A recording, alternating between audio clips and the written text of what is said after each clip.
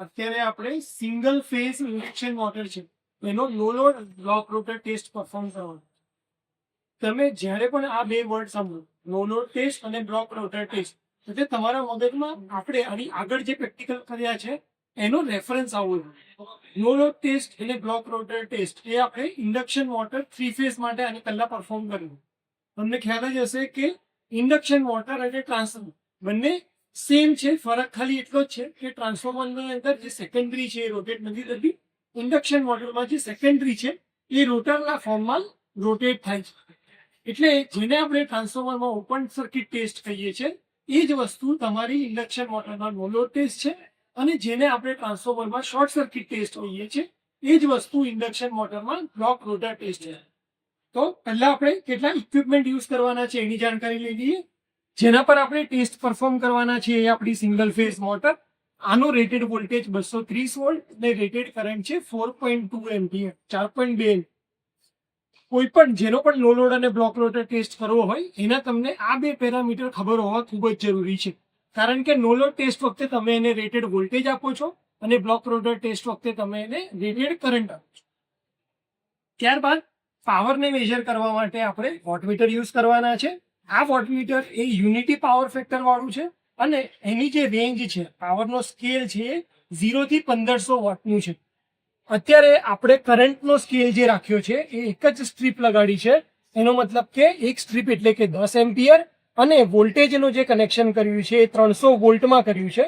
તો જ્યારે current 10 ampere હોય અને વોલ્ટેજ 300 વોલ્ટ હોય તો તમારો મલ્ટીપ્લાઇંગ ફેક્ટર આવશે 2.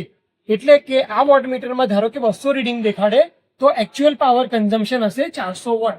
તો જે પણ રીડિંગ આવે એને આપણે 2 વડે મલ્ટીપ્લાય કરશું, એ આનો મલ્ટીપ્લાઇંગ ફેક્ટર કહેવાશે.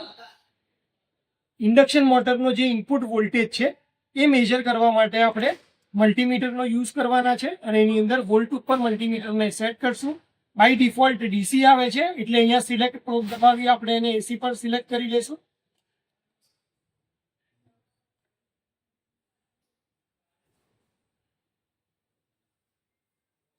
ઓકે, ત્યારબાદ કરંટ મેજર કરવા માટે આપણે ક્લિપ ઓન મીટરનો યુઝ કરવાનો છે અને એની અંદર 40 એમ્પિયર એસીમાં રાખવાના છે. તમારું જે કનેક્શન છે એના માટે આપણે સપ્લાય આપવા માટે વેરિયાકનો યુઝ કર્યો છે.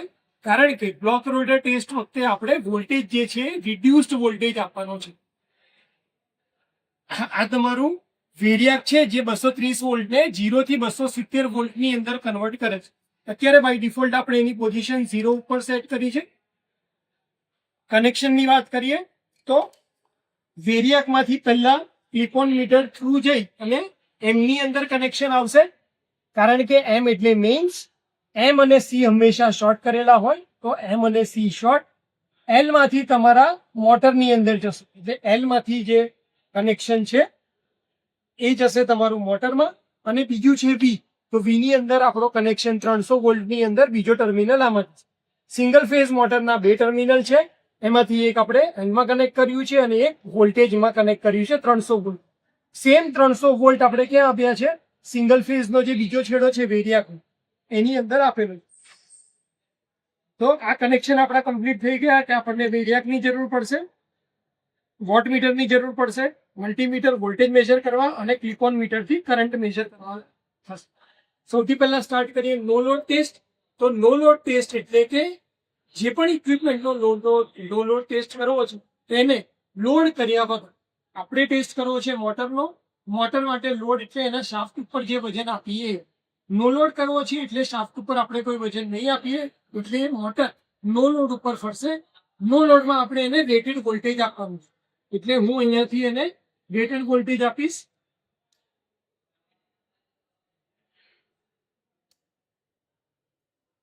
અત્યારે જે વોલ્ટેજ છે 2 વોલ્ટ છે અને અત્યારે હું ધીરે ધીરે વોલ્ટેજ વધારવા ક્લિપ ઓન મીટરની અંદર આપણે મેજર કરશું. જેવું વોલ્ટેજ 16 વોલ્ટની આજુબાજુ આવે છે, 16 વોલ્ટ, ત્યારે આ રોટર તમારી ફરવાની ધીરે ધીરે સ્ટાર્ટ. હવે આપણે અહીંયાથી વોલ્ટેજ વધારતા જઈએ અને રેટેડ વોલ્ટેજ આપીશું. 94, 130, 140, 150, 170, 180, 190, 206, 210, 218, 225 અને 230. તો આપણે મોટરને રેટેડ વોલ્ટેજ આપ્યો છે.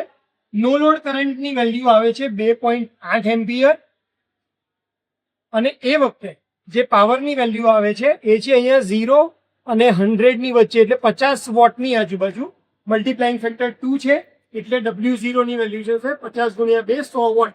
તો નો લોડ ટેસ્ટના રીડિંગ થશે V0 230, I0 2.8 અને W0 100 વોટ.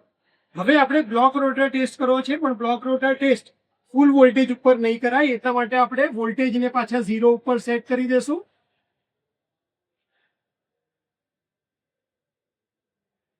હવે હું આપણા સ્ટુડન્ટ ગજેન્દ્રને રિક્વેસ્ટ કરીશ કે રોટરને બ્લોક કરી.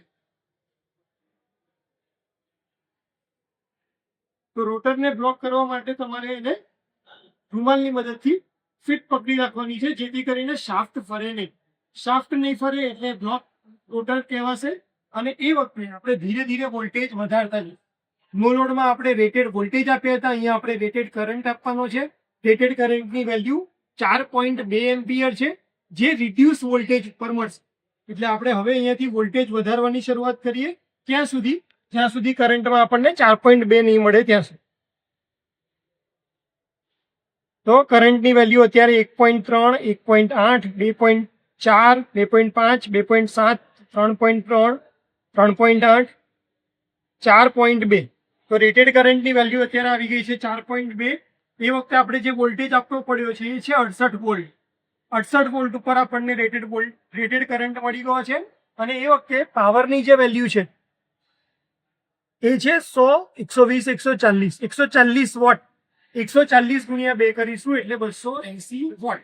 તો તમારા શોર્ટ સર્કિટ ટેસ્ટ જે છે એના રીડિંગ થશે rated current 4.2 ampere, rated voltage 68 volt અને રેટેડ પાવર એ તમારું એટલે શોર્ટ સર્કિટ પાવર એ થશે 280 વોટ.